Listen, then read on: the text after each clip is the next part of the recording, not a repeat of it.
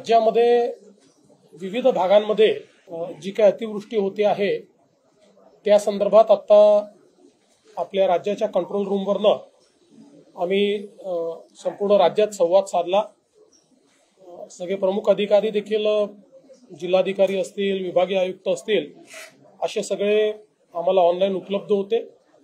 साधारणपणे आपल्याला माहिती आहे की गेले 2 दिवस काही भागांमध्ये खूप अतिवृष्टी होते आणि साधारणपणे 18 ते 21 या दरम्यान विविध भागांमध्ये पुन्हा अतिवृष्टी होण्याचे त्या ठिकाणी चान्सेस आहेत।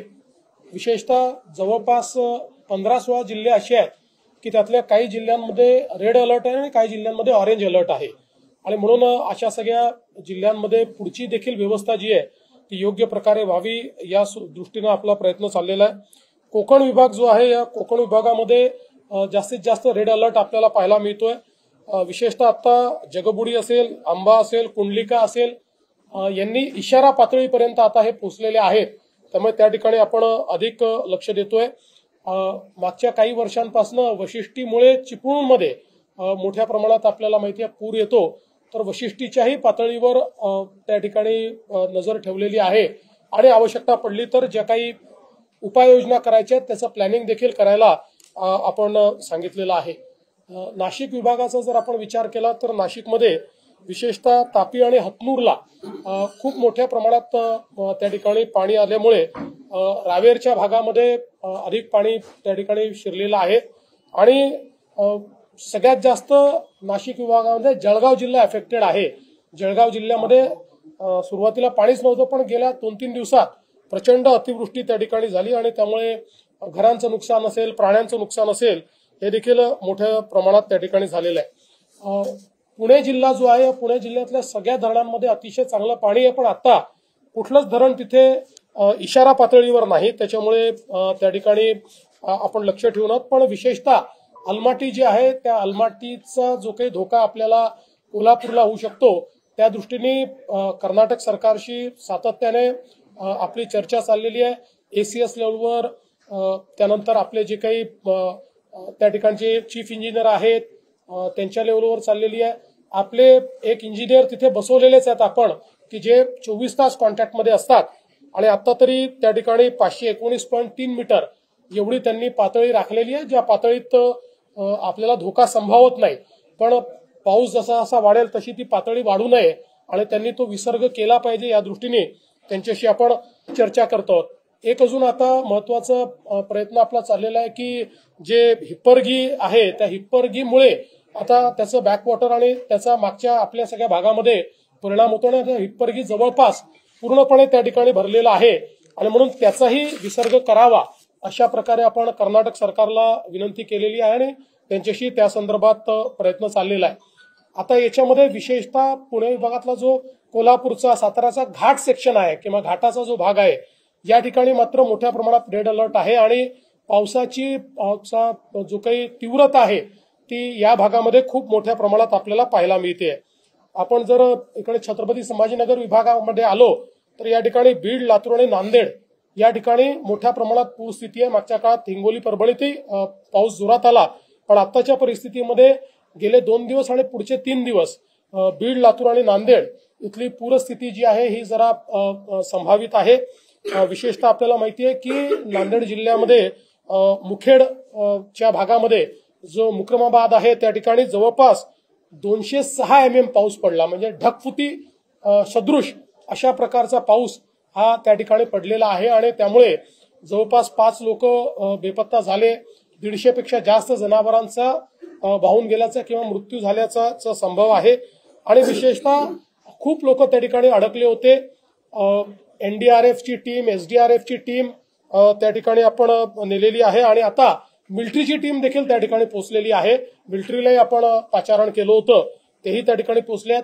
रावणगाववरनं 226 लोकांना त्या ठिकाणी काढलेलं आहे, अजून 3 गावातनं लोक काढण्याचं काम चाललेलं आहे आणि आता थोडा पावसाची तीव्रता कमी झाल्यामुळे त्या ठिकाणून लोकांना आता काढता येत आहे आणि लोकांना सुखरूप काढण्याचं काम हे मोठ्या प्रमाणात चाललेलं आहे। आपण जर छत्रपती संभाजीनगरचा हा किंवा या 3-4 जिल्ह्यांचा विचार केला तर जवळपास 800 गावं ही पाण्यामुळे बाधित झालेली आहेत आणि साधारण 1,00,000 हेक्टर शेतीचं नुकसान हे त्या ठिकाणी झालेलं आहे। तेलंगणाचा जो श्रीराम सागर आहे त्याचाही विसर्ग जो आहे तो आता कमी करायला आपण विनंती केली आणि आपल्या विनंतीला मान देऊन त्यांनी 1,00,000 क्युसेक्सवरनं तो 75,000 कमी केलेला आहे। त्यामुळे ही तीव्रता जी आहे ती कुठेतरी कमी होईल। आता इसापूर आणि विष्णुपुरी हेही आता इशारा पातळीकडे चाललेले आहेत, म्हणून तिथलाही विसर्ग वाढवलेला आहे। विशेषतः विष्णुपुरीकडे अधिक लक्ष आपल्याला द्यावं लागेल, कारण आता जर खूप मोठ्या प्रमाणात पाऊस झाला तर त्याचा धोका मग पुढे नांदेडपर्यंत सगळा संभावित आहे आणि त्याही दृष्टीने सगळा जो प्रयत्न आहे तो सगळा प्रयत्न चाललेला आहे। पोचमपाडच्या संदर्भातही नीट कोऑर्डिनेशन तेलंगणा सरकारशी चाललेलं आहे आणि आपण जी काही विनंती त्या ठिकाणी केलेली आहे त्यानुसार पातळी जी आहे ती त्यांनी ठेवलेली असल्यामुळे त्या ठिकाणी आता तरी गोष्टी कंट्रोलमध्ये आहे। नागपूर विभागामध्ये जर आपण विचार केला तर साधारणपणे चंद्रपूर आणि गडचिरोलीमध्ये ऑरेंज अलर्ट हा आता पुढच्या 2-3 दिवस दिलेला आहे। सध्या तरी खूप पुराची स्थिती नाही आहे, पण दक्षिण गडचिरोलीमध्ये थोडी पूर सदृश स्थिती आता बिल्टअप होते आहे आणि पुढच्या 2 दिवसामध्ये इथे कदाचित पावसाची परिस्थिती वाढू शकते। त्या दृष्टीने देखील हे काम चाललेलं आहे आणि पूर्णपणे ज्या व्यवस्था करायला पाहिजे त्या व्यवस्था त्या ठिकाणी केल्या आहेत। आपण जर अमरावती विभागाचा विचार केला तर अमरावती विभागामध्ये अकोल्यात पूर सदृश स्थिती निर्माण झाली होती। विशेषतः मूर्तिजापूर आणि पातूर इथे अजूनही पाऊस मोठ्या प्रमाणात चाललाय, पण बाकी ठिकाणचा पाऊस थोडा कमी झाल्यामुळे आता ही पूर सदृश परिस्थिती कमी होते। चांदूर रेल्वे, तिवसा, मेहकर, वाशिम, उमरखेड, महागाव, झरी जामणी, पुसद या सगळ्या भागांमध्ये मोठ्या प्रमाणात पावसामुळे नुकसान झालेलं आहे। विशेषतः शेतीचं नुकसान झालेलं आहे। 2,00,000 हेक्टरच्या वर शेतीचं नुकसान या भागात झालं असावं अशा प्रकारचा एक प्राथमिक अंदाज हा या ठिकाणी आपला व्यक्त होतोय। एकूण मुंबईचा जर आपण विचार केला तर मुंबईमध्ये तसा गेल्या म्हणजे आज सकाळी 6 वाजेच्या पूर्वीच्या 48 तासामध्ये जवळपास 200 mm पाऊस पडला आणि आज सकाळी 6 वाजतापासूनच्या 6 ते 8 तासात 170 mm पाऊस मुंबईमध्ये पडलेला आहे।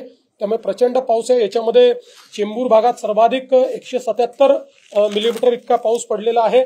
यावेळेस विशेष जो काही पावसाचा जोर आपल्याला दिसतोय तो शहर भाग आणि पूर्वी उपनगर म्हणजे ईस्टर्न सबर्ब्स ज्याला म्हणतो त्या क्षेत्रामध्ये जास्तीत जास्त पावसाचा जोर आपल्याला दिसतोय।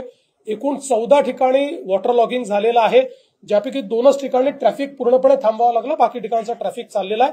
अर्थात ट्रॅफिक पूर्ण मुंबईमध्ये स्लो झालेला आहे, पण ट्रॅफिक असा कुठेही पूर्णपणे थांबलेला नाही। ट्रेन्सचं देखील कुठेही पूर्णपणे ट्रेन्स बंद झालेल्या नाहीत, पण पावसाच्या जोरामुळे किंवा काही गोष्टींमुळे ट्रेनची स्पीड स्लो झालेली आहे।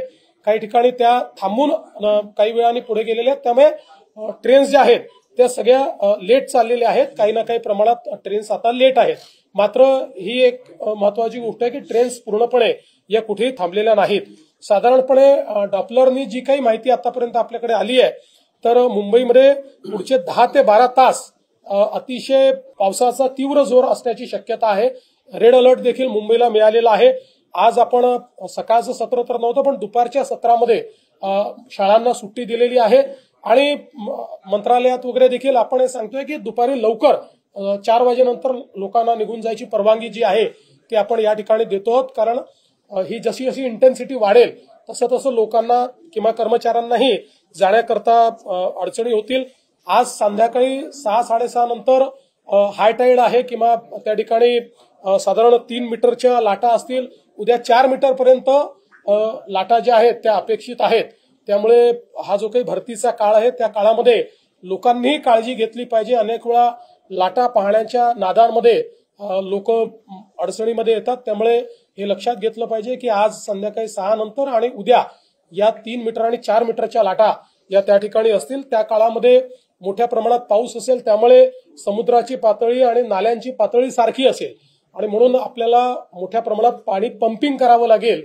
तर त्याही प्रकारची पूर्ण व्यवस्था पंपिंगची ही या ठिकाणी मुंबई महानगरपालिकेने केलेली आहे आणि आज संध्याकाळी डॉपलरमधनं आणि इतर सगळ्या सोर्सेसमधनं जे काही अलर्ट्स येतील त्याच्या आधारावर उद्या शाळांना सुट्टी द्यायची की नाही संध्याकाळी महानगरपालिकेच्या वतीनं बीएमसीच्या वतीनं प्रशासनाच्या वतीनं हे घोषित केलं जाईल।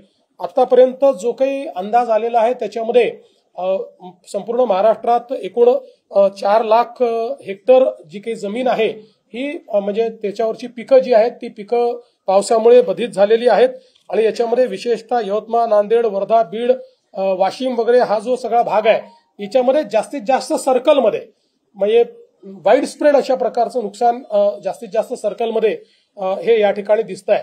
आता जे काही या ठिकाणी नुकसान झालेलं आहे जनावरांचं आणि घरांचं किंवा लोक मृत्युमुखी काही प्रमाणात जिथे पडलेले आहेत या संदर्भात सगळे अधिकार हे जिल्हाधिकाऱ्यांना देण्यात आलेले आहेत आणि त्यांना निधी देखील उपलब्ध करून दिलेला आहे। उणे पद्धतीने त्यांना निधी विड्रॉ करता येतो।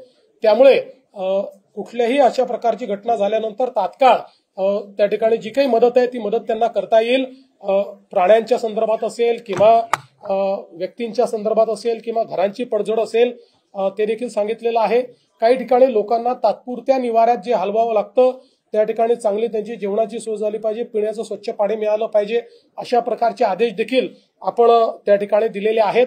आणि पिकाचं जे काही नुकसान झालंय त्या संदर्भात एक इंटेन्सिव्ह अशा प्रकारचं पाहणी करून त्याचेही पंचनामे करण्याचे आदेश हे आपण दिलेले आहेत।